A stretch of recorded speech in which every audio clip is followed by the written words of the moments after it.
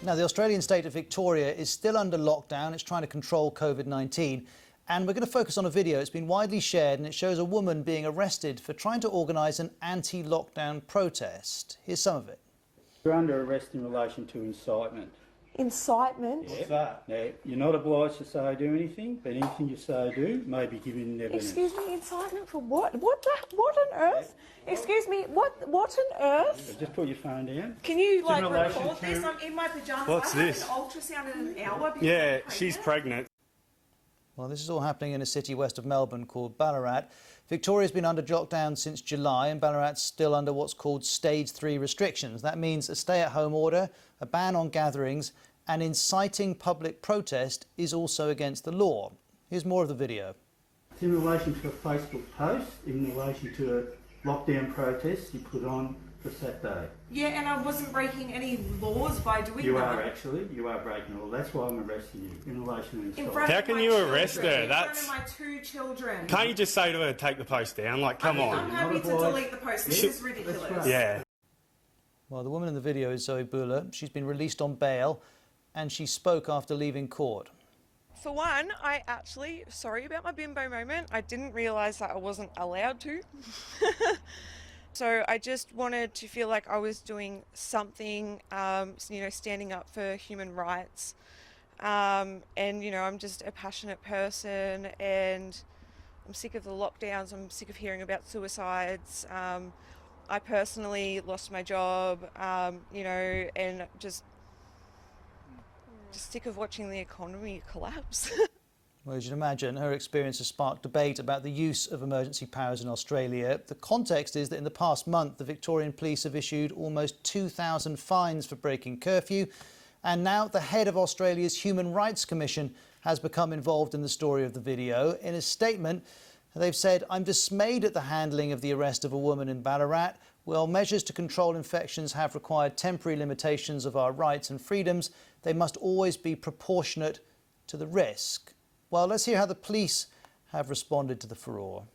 I'd be the first to acknowledge the optics, for want of a better description, of arresting a pregnant female. It's never going to look good.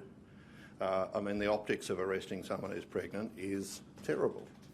But to be clear, that Assistant Commissioner says the officers acted appropriately. Here he is on that.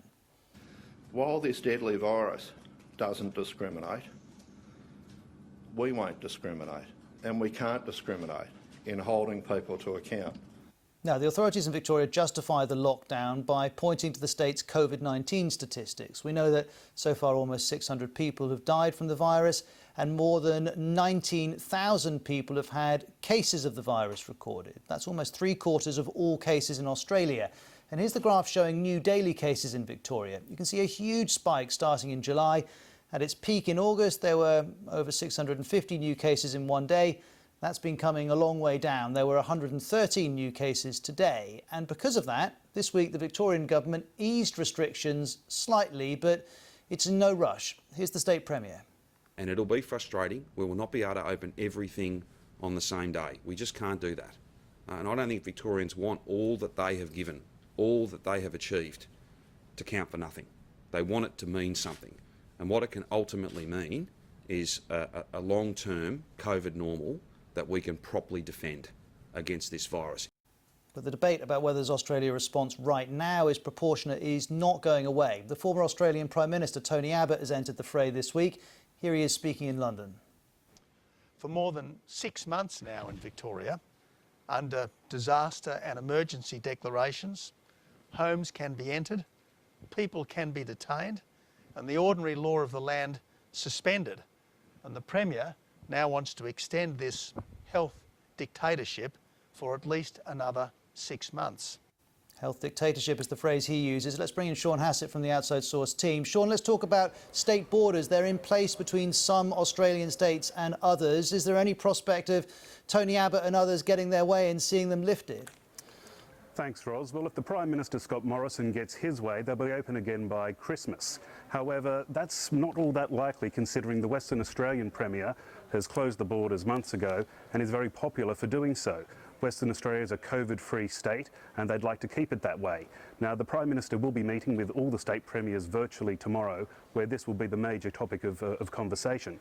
It's quite ironic that this is being talked about today, considering that the federal government has also announced an extension on travel restrictions for leaving the country. So if you're an Australian citizen or a permanent resident and you want to get out, you've got to apply for an exemption. And only about 1 in 4 people are actually being granted that. So very tough restrictions. And how do these debates around the restrictions fit into the discussions around the state of Australia's economy? Well, Australia is in an unusual situation. For the first time since the 1990s, Australia is officially in recession. That was the news that came out this week. And in Australia, once again, there's a bit of a federal-state divide.